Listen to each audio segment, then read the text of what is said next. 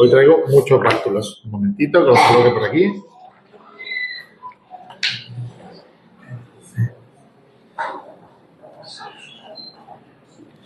Buenos días, hermanos. Qué bonito lo que acabamos de hacer, tomar la Santa Cena todos juntos. Como decía Rubén, es un símbolo de cercanía, de familiaridad, es un símbolo de la comunión que tenemos los unos con los otros. La Santa Cena no es la comunión, pero es el reflejo de que tenemos comunión con nosotros y con Dios. Bueno, quedaros con eso porque va a ser un tema importante, muy importante hoy. Estas semanas, mientras preparaba el culto familiar y oraba porque Dios me diera palabras y me diera sobre todo entendimiento, que muchas veces nos falta, pensaba que el culto familiar la verdad es que es un regalo. Es un regalo que podamos estar todos aquí, los domingos habitualmente, los pequeñitos, los adolescentes, los niños, los más niños todavía, Mateito, Martín, van a sus escuelitas con sus profesores y les enseñan la palabra, cómo el Señor les da a entender a cada uno de nosotros, intentando llegar con su lenguaje a ellos. Pero hace tiempo que decidimos darnos este regalo, que un día estuviéramos todos aquí reunidos, 3 generaciones de personas que quieren conocer más a Jesús, que regalamos. Y la verdad es que pensaba que es una responsabilidad, siempre es una responsabilidad exponer la palabra. Pero hay pequeñitos escuchándome, hay niños que están aprendiendo quién es Jesús y en parte van a aprender quién es Jesús por lo que escuchen de todos nosotros, también por lo que diga yo. Y me acordaba de una frase que me gusta mucho y que utilizaba Jesús, que es la siguiente: el que tenga oídos para oír, que oiga. Tuvo que ser una frase muy repetida por Jesús porque lo recogen 3 de los 4 evangelios. Lo recogen los 3 sinópticos: Mateo en el versículo 11-15, Marcos en el capítulo 4, versículo 9 y Lucas, capítulo 8, versículo 8. La verdad es que me sorprendió que Juan no utilizara el que tenga oídos para oír, que oiga, porque me resuena mucho a Juan, me resuena mucho a ese Juan de testimonio vivo. Sin embargo, bueno, Juan no lo recogió, fue el último evangelio y el Señor lo utilizó de otra manera. El tema es que tuvo que ser una frase que Jesús utilizó mucho. Y pensaba en qué significaba. Por supuesto, lo primero que nos viene a la cabeza es que prestemos atención, por supuesto. El que tenga oídos para oír, que oiga, que abramos las orejas, que escuchemos lo que Dios tiene que decirnos. El Señor se dirigía a las multitudes y entre ellos había niños y mayores, como hoy estamos aquí. Había gente con mucho conocimiento y gente más sencilla. Había gente con mucho dinero y gente pobre. Y el Señor sabía perfectamente que cada uno iba a entender una cosa diferente, según su vivencia y según la capacidad de entendimiento que tuviera. Y utilizaba esta frase, creo, para ponerlos en tensión, ¿verdad? El que tenga oído para oír, que oiga. Y pensaba que significa que prestemos atención a Dios, por supuesto, lo que tienes que decirnos hoy, pero no solo con las orejas, sino también con el corazón. Y que guardemos esas cosas dentro de nuestra, para que el Señor las pueda utilizar llegado su tiempo. Y pensaba en eso y le pedí a Dios que me dé palabras, pero que ore en vuestros corazones, porque al fin y al cabo da igual lo que yo diga, da igual lo que nosotros sembremos, el Señor el que da crecimiento.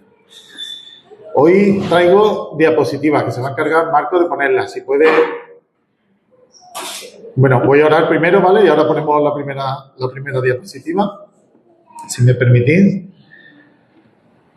Señor, prepara nuestros corazones para lo que tú tienes que decirme, también para lo que tienes que decirme a mí, tanto en la preparación de la predicación como en la exposición. Señor, enséñanos a cada uno lo que tú quieres que sepamos. Pon en nuestros corazones las semillas que tú necesitas para que luego tú las riegues y nos dé crecimiento, Señor.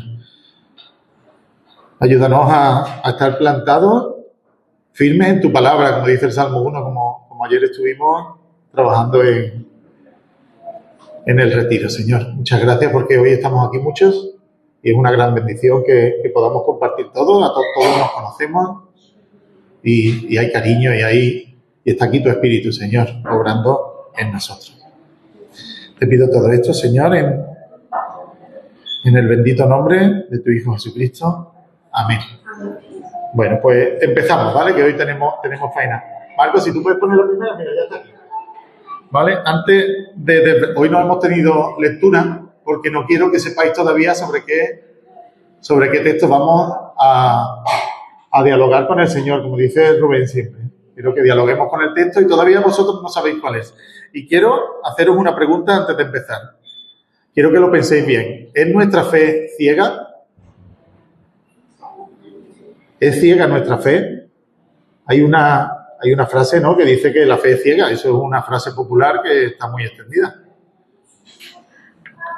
¿Qué pensáis que dice el Señor acerca de esto? ¿Qué ha puesto el Señor en nuestros corazones? ¿Qué ha puesto el Señor en su palabra para que nosotros lo sepamos?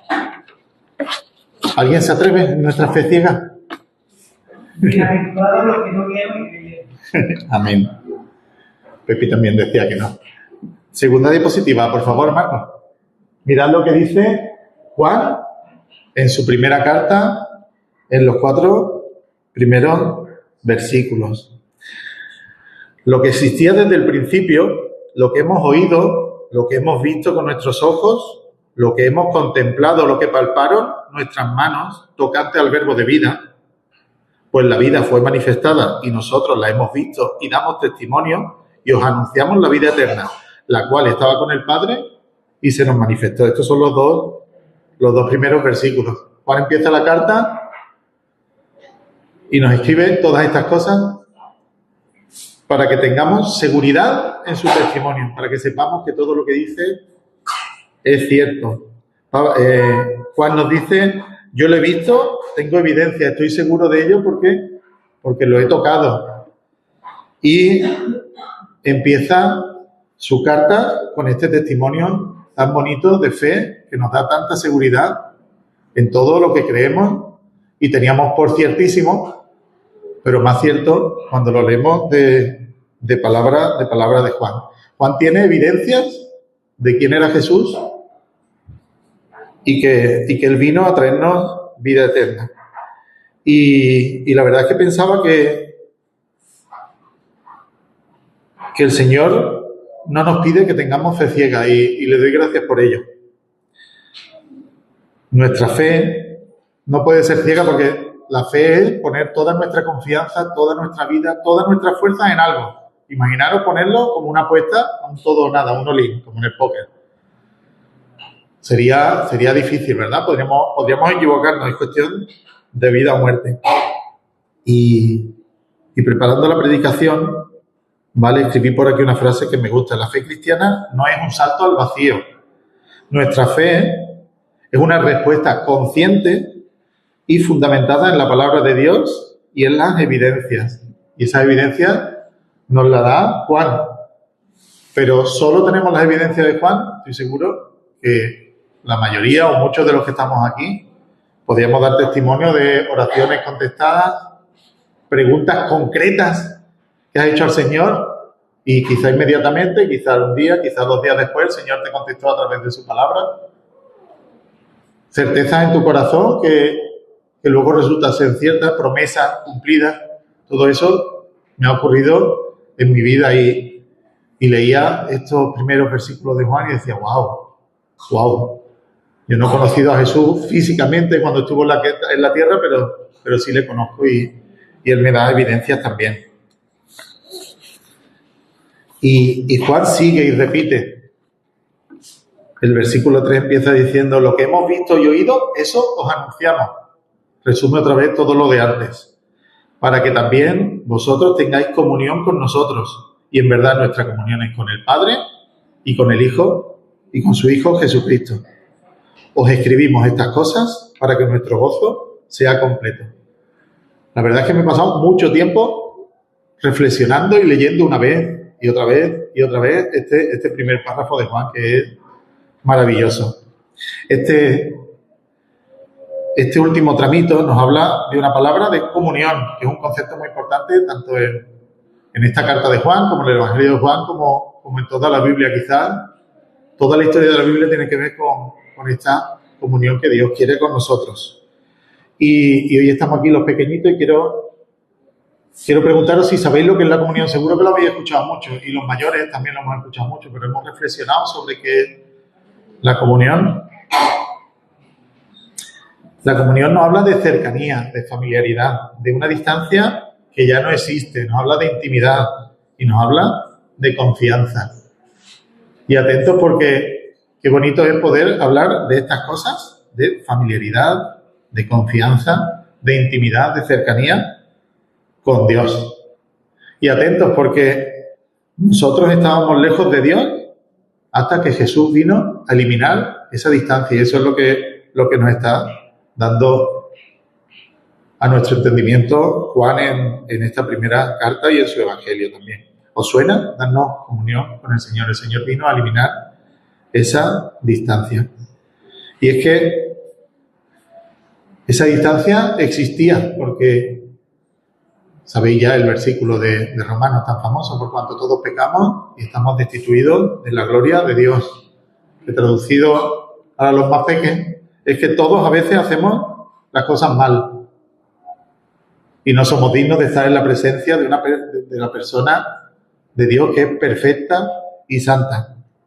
Pero Él envió a su Hijo Jesucristo para perdonar nuestros pecados y para que todo el que en Él confíe y confiese sus pecados con arrepentimiento y sinceridad, todo el que quiera estar cerca de Él reciba su perdón por el que Él dio su vida, nada más y nada menos.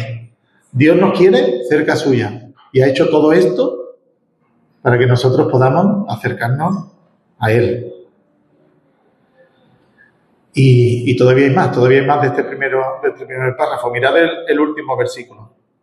Os escribo estas cosas para que nuestro gozo sea completo.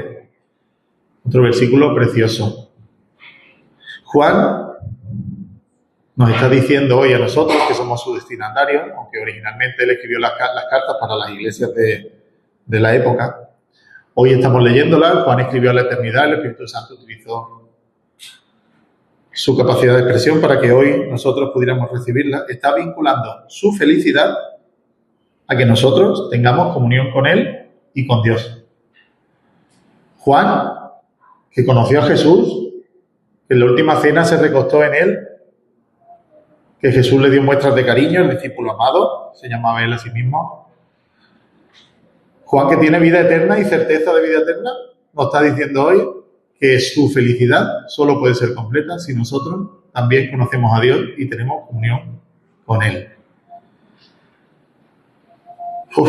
De verdad que es un párrafo lleno de verdad, lleno de cariño, lleno de cercanía, lleno de generosidad, lleno del amor de Dios. Y bueno, ¿y quién es este Juan? El autor de la carta. Todavía no es la siguiente diapositiva. Vale, Juan, el discípulo amado. Juan, el discípulo amado del apóstol, el discípulo de Jesús. Y Juan tenía una forma muy personal de contar las cosas. Tenía este sello que tiene este primer párrafo. Juan, que fue testigo presencial, que vivió todas esas cosas, que estuvo al menos 3 años con el Señor, desde muy jovencito además. Posiblemente lo conoció con 16 años, un poquito más que nuestro adolescente, 16, 17 años. Juan, que había transformado su vida, nos daba detalles, nos daba siempre detalles vivenciales, detalles de cómo lo sintió, de cómo lo vivió. En su evangelio aparecen muchos detalles personales. Son detalles que no aportan nada en lo teológico, que no aportan nada en las doctrinas que nos vino a traer Jesús, pero que nos da certeza de una huella de transformación personal, que es también lo que busca Dios en nosotros. No sé si os acordáis de esos detalles, pero cuando conoció a Jesús, cuenta que lo conoció en la hora 10ª. Narra cómo en la carrera hacia la tumba vacía adelanta a Pedro, que es un gesto gracioso. Adelantó a Pedro, corría más que Pedro. Lo sabemos porque se acordaba cuando escribía el Evangelio. Recostó su cabeza en Jesús en la última cena. Es un testimonio de certeza el que nos da Juan. Y esto nos convierte, y es importante decirlo, en el Evangelio de Juan en superior al de al de Marcos o al de Lucas, por ejemplo, que no conocieron a Jesús mientras estaban en vida. El Señor utilizó a cada uno de ellos de una manera y los transformó de una manera diferente. Y cada evangelio es especial a su manera, y si lo habéis leído, los más mayores seguramente sí, cada evangelio transmite la imagen de Jesús de una manera diferente, aunque es el mismo Dios.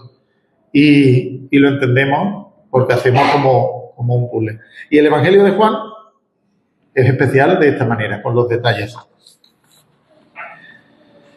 Y la verdad es que, siendo sincero, he estado a punto de predicar solo de este primer párrafo, porque hay más todavía sobre lo que hablar.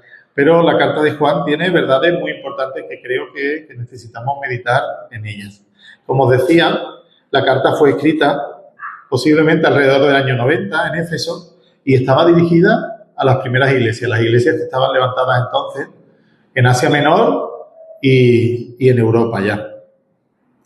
Parece ser que surgían herejías, que había gente que decía cosas que no eran verdad de Jesús y estaban enseñando esas cosas. Y Juan, que ha conocido al Verbo de vida y lo ha tocado y tiene testimonio de él, viene a corregir estas cosas. Esta primera carta de Juan viene a darnos certidumbre, a darnos confianza y a darnos estabilidad en nuestra fe, pero también viene a contarnos quién es Jesús, porque creemos en él, pero ¿quién es Jesús? Hay que saber quién es Jesús y hay que conocerle. Y sigue Juan en un estilo muy personal. Y este es el mensaje que hemos oído de él y que os anunciamos. Dios es luz y en él no hay tinieblas. Siguiente diapositiva, por favor. ¿Vale? Seguimos avanzando en la carta de Juan. Dios es luz. Es una afirmación profunda, pero muy sencilla y muy poderosa. Dios es luz. Y la verdad es que cuando lo leía y avanzaba en reflexionar en la palabra, me parecía que es una verdad que nuestro corazón entiende. Es como si lo intuyéramos. Nos suena a cierto, aun casi sin pensarlo.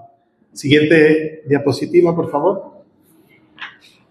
Y os voy a poner una pequeña diapositiva, ¿vale? Para que reflexionemos en un detalle. No sé si veis algo raro en la diapositiva.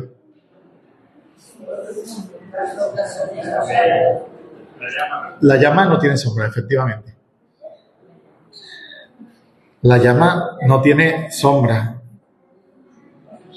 La verdad es que la primera vez, hace años ya, que vi una foto así, me llamó la atención, porque es como que tú ves un cuerpo, algo físico, que puedes ver y ver su reflejo en la pared, pero de repente falta algo, falta la sombra de la llama. Bien, a la llama le ocurre una cosa, que emite luz. Al combustionar lo que está consumiendo, emite luz. Y la luz disipa la oscuridad a su alrededor. La sombra misma no tiene sustancia.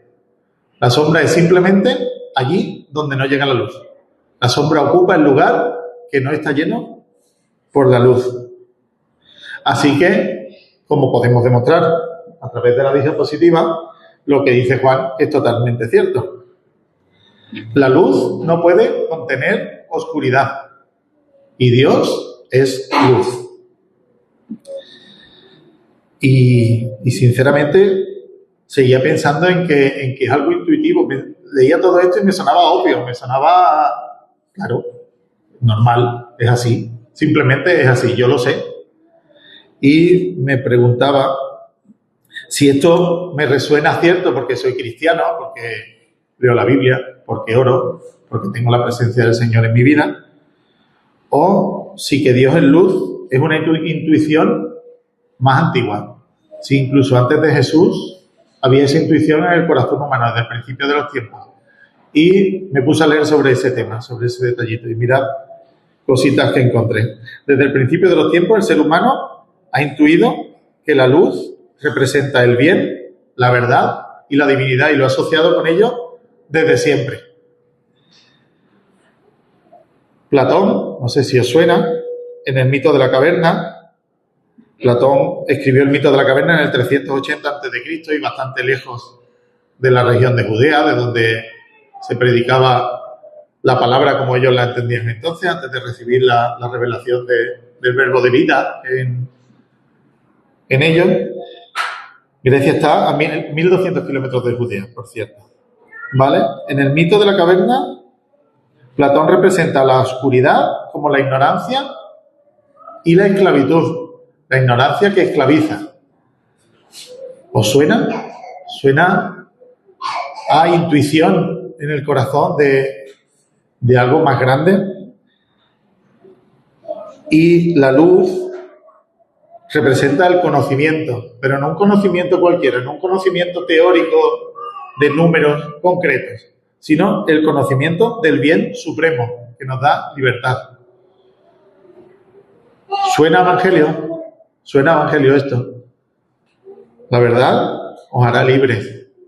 Platón tenía una intuición en su corazón que pudo expresar de esta manera, que parecería que no podía estar conectada con el evangelio, pero que puede ser que sí lo esté, ¿verdad? En las religiones orientales, en el hinduismo, el budismo, a las personas sabias que siguen meditando y acercándose al conocimiento de la verdad, que es el conocimiento del bien, lo llaman iluminados. Y otra religión antigua, el zoroastrismo, la antigua religión persa, entendían que la vida, todo lo que ocurre en la tierra, es una lucha entre luz y tinieblas, entre la luz y la oscuridad.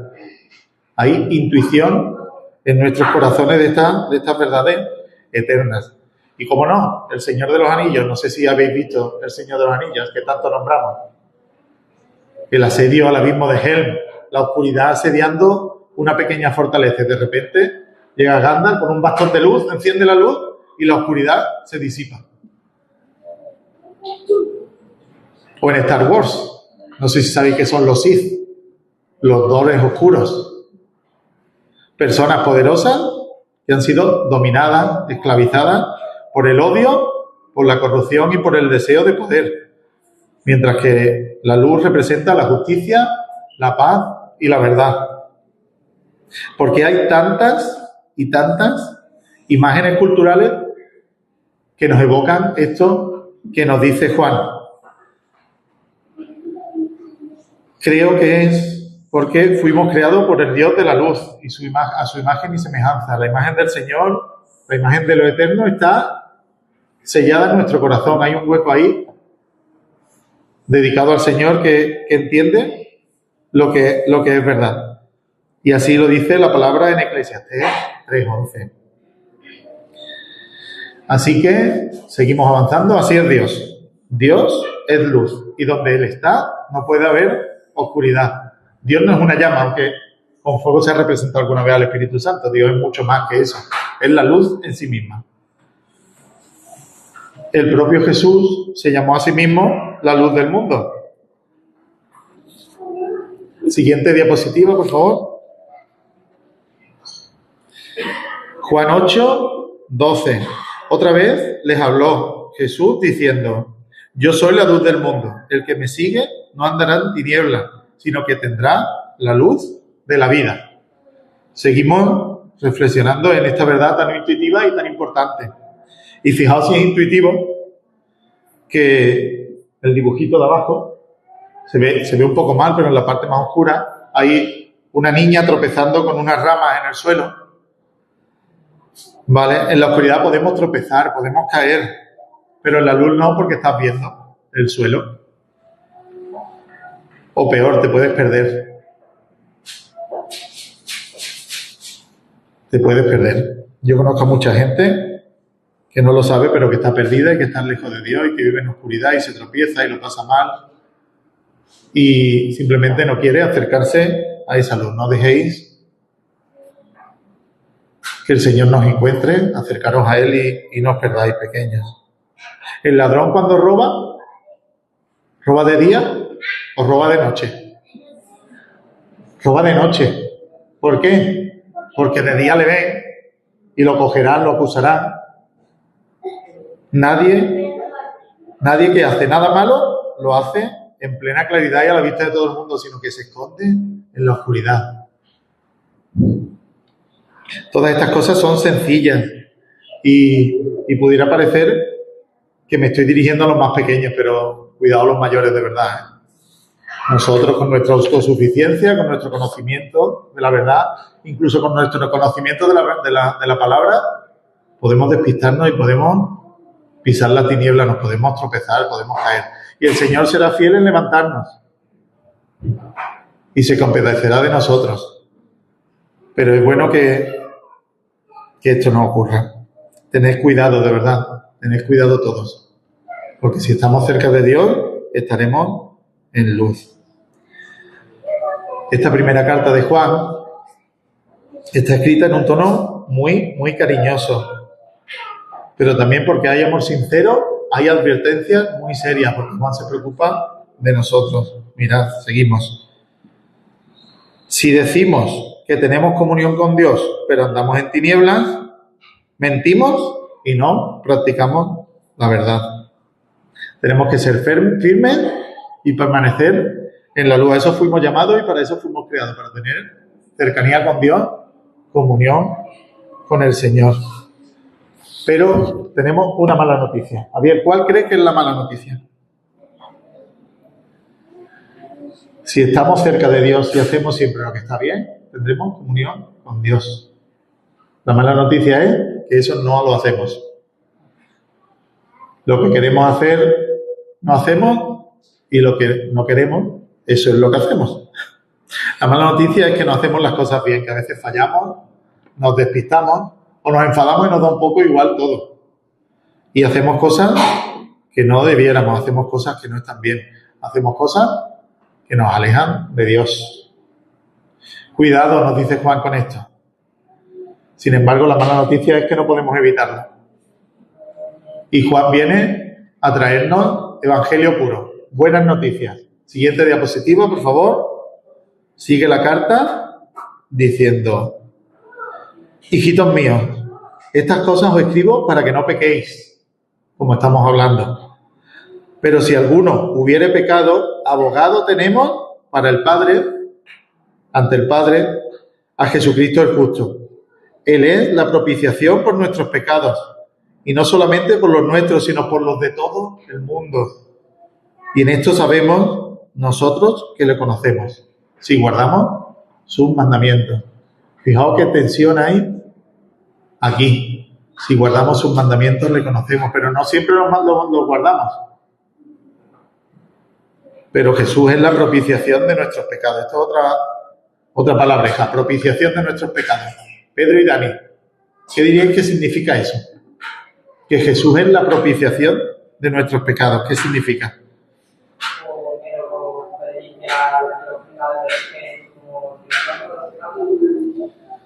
¿Y cómo nos limpia de nuestros pecados?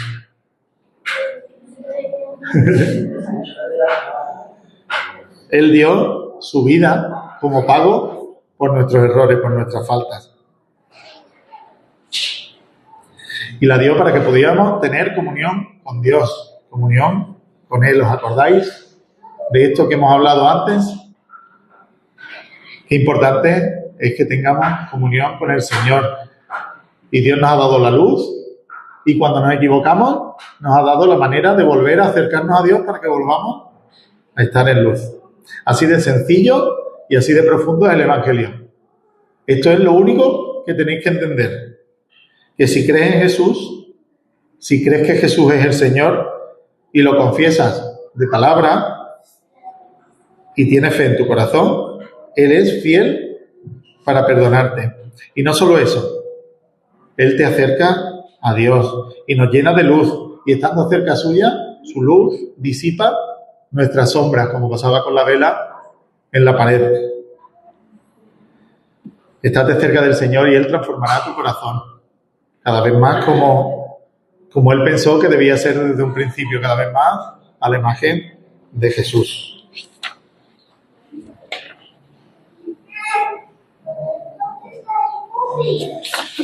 Bien, seguimos avanzando en esta carta de Juan, que tiene verdades sencillas, como sencillo es el Evangelio.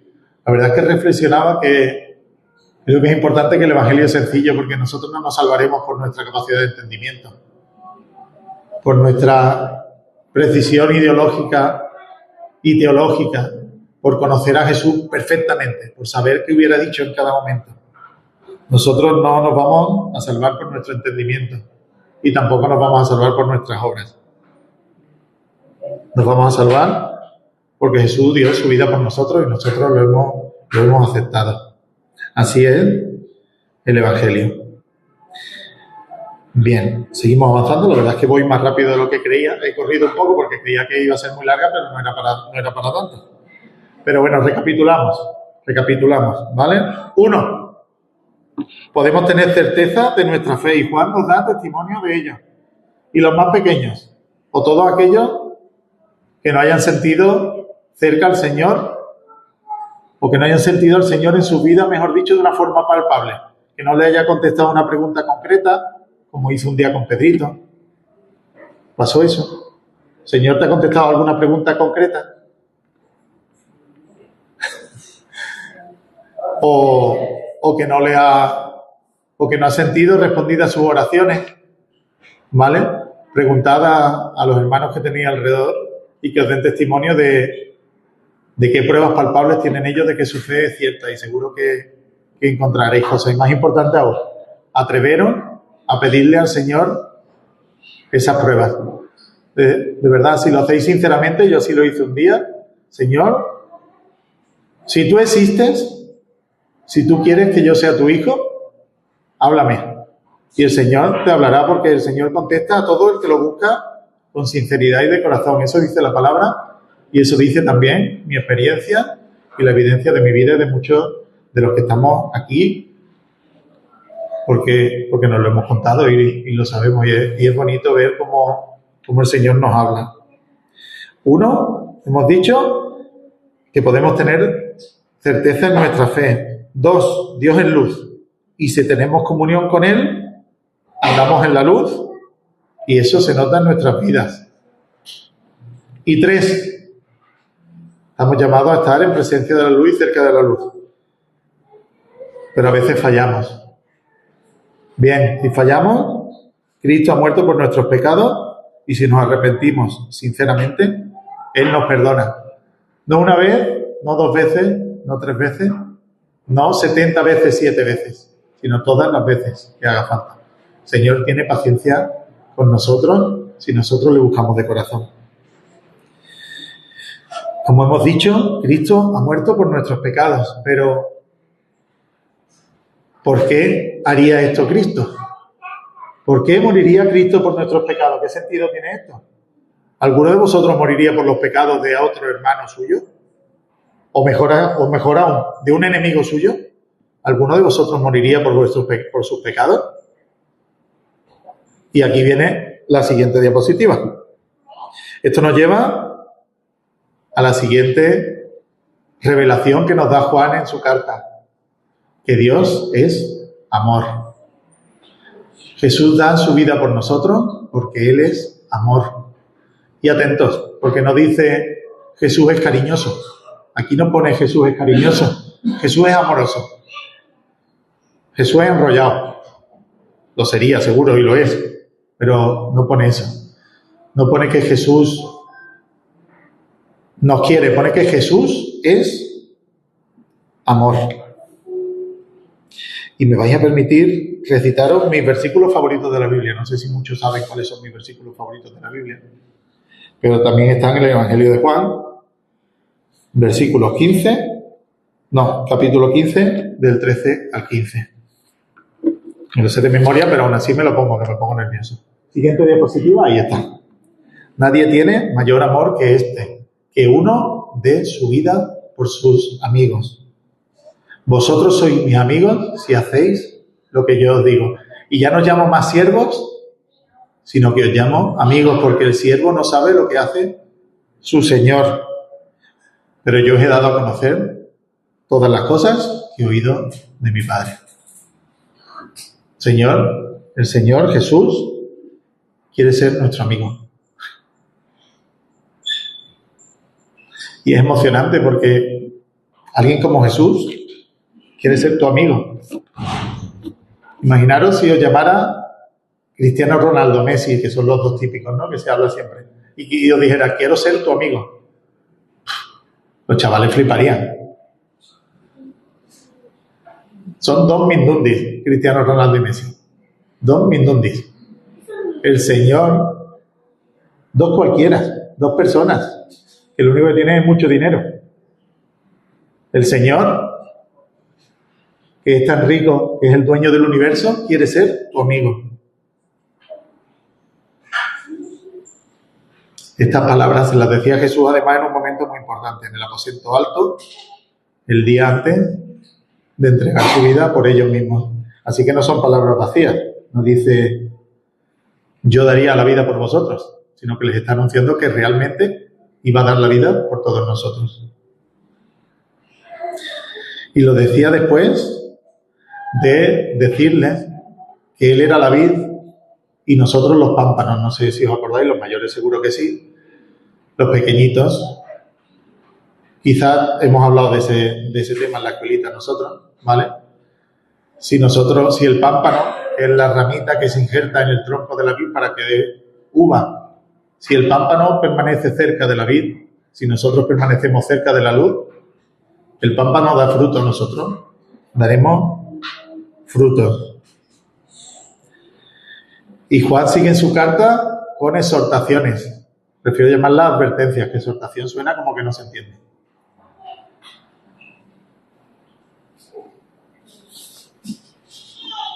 Siguiente diapositiva. Sí, había otra más.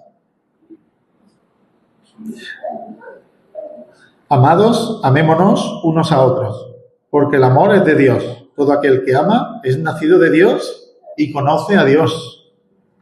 El que no ama no ha conocido a Dios, porque Dios es amor.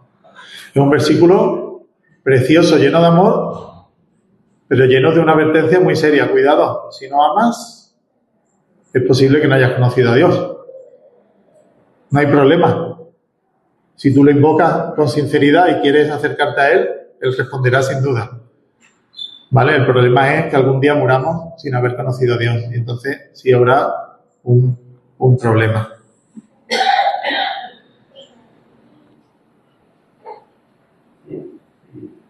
Mirad el abrazo de abajo. ¿Vale? La verdad es que el dibujo no es muy bueno, pero no he encontrado otro mejor. Pero ese abrazo habla de la comunión que hemos estado hablando hoy, habla de cercanía, habla de amor los unos por los otros. Y cuando nos amamos los unos a los otros, andamos en luz y estamos cerca de Dios, porque Dios es luz y Dios es amor. Juan escribe de una manera un poco extraña y ahora vamos a ver por qué os lo cuento. Cuando un judío del siglo I, una mente semítica que es muy diferente a nuestras mentes occidentales actuales, quería enfatizar algo, lo que hacía era repetirlo, reiterarse. Y Juan, una vez y otra vez y otra vez y otra vez y otra vez nos dice: Dios es luz, Dios es luz, Dios es luz, Dios es amor, Dios es amor, Dios es amor. Pero cada vez que lo repite, le mete un ingrediente nuevo, le mete una especia nueva, le mete un detalle nuevo. Y eso va calando en tu corazón como lluvia fina, pensaba. He leído la carta varias veces en estas últimas semanas, en estos últimos meses. Y es cierto que es un estilo efectivo. Es como si Juan estuviera acunando con cariño los conceptos para acercártelos. Ale San Pedro, que muchos lo conoceréis, que es pastor, predicador, en uno de los vídeos de la Academia de la Biblia, hablaba de la carta de Juan como una espiral ascendente, como si esos conceptos sencillos, a base de repetirlo y de darle nuevos enfoques y nuevos detalles, fueran creciendo hacia arriba para acercarnos a Dios. Y mirad por qué os hablo de estas reiteraciones, ¿vale? Os voy a leer varios versículos que están muy cerquitos unos de otros en la primera carta de Juan, que tiene solo 5 capítulos. Primera de Juan 3:10. En esto se manifiestan los hijos de Dios y los hijos del diablo. Todo aquel que no hace justicia y que no ama a su hermano no es de Dios. Os leo más. Primera de Juan 3:14. Nosotros sabemos que hemos pasado de muerte a vida en que amamos a los hermanos. El que no ama a su hermano permanece en muerte. El amor fraternal como evidencia de nuevo nacimiento y de vida espiritual. Sin amor seguimos en tinieblas. Primera de Juan 3:17 y 18. Pero el que tiene bienes en el mundo y ve a su hermano tener necesidad y cierra su corazón contra él, ¿cómo mora el amor de Dios en él? Hijitos míos, no amemos de palabra ni de lengua, sino de hechos y en verdad. Amar no es algo teórico, amar no es algo que tú haces en la cama durante tu oración, amar es algo que tú haces durante el día. El Evangelio se vive. ¿Queréis más? Porque hay muchos más. Primera de Juan 4, 20 y 21. Quizá esta es la más directa. Si alguno dice, yo amo a Dios y aborrece a su hermano, es mentiroso. Pues el que no ama a su hermano, a quien ha visto, ¿cómo puede amar a Dios a quien no ha visto? Y nosotros tenemos este mandamiento de él. El que ame a Dios, ame también a su hermano. Así de contundente es Juan. Y es curioso porque es una carta muy cariñosa, pero es muy dura en la confrontación de nuestros corazones. Es contundente. El que aborrece a su hermano y dice que conoce a Dios es un mentiroso. Es duro, es duro. Y podríamos decirle a Dios algunas cosas sobre esto y sería honesto. Le podemos decir que a veces tratar con ciertas personas es difícil. Le podríamos decir que el hermano no es como yo querría que fuera. Le podríamos decir incluso que nuestro hermano está mal hecho. Podríamos decirle, Señor, no puedo más con Pedrito y con Dani. Es que los has hecho mal. Es mentira, cariños, no es cierto. Pero como tengo confianza con vosotros, pongo de ejemplo. Le podemos decir a Dios, es que has hecho mal a mi hermano, le podías decir. Pero lo cierto es que nuestros hermanos también están hechos a la imagen de Jesús y tienen la imagen del Señor en sus corazones y están en transformación para poderse parecer cada vez más a Él, exactamente igual que nosotros.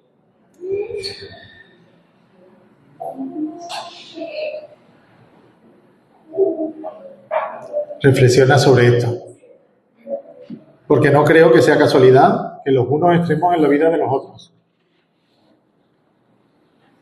sino que el Señor nos está transformando también a través de nuestras relaciones, a través de nuestras relaciones entre nosotros. Cuando tenemos un conflicto, cuando tenemos un problema, el Señor te está moldeando. Te está moldeando con el hermano que tienes al lado. Dios te está transformando, primero en tu iglesia y después en el mundo. Estamos llamados a amarnos, a tener comunión, a querernos. ¿Os acordáis de la mesa del Señor que hemos hablado varias veces? Pues eso. El que no ama a su hermano, no ama a Dios. Y no tiene comunión ni con su hermano ni con Dios. Y hoy hemos representado la comunión que nos tenemos a través de la Santa Cena. Y estas son las verdades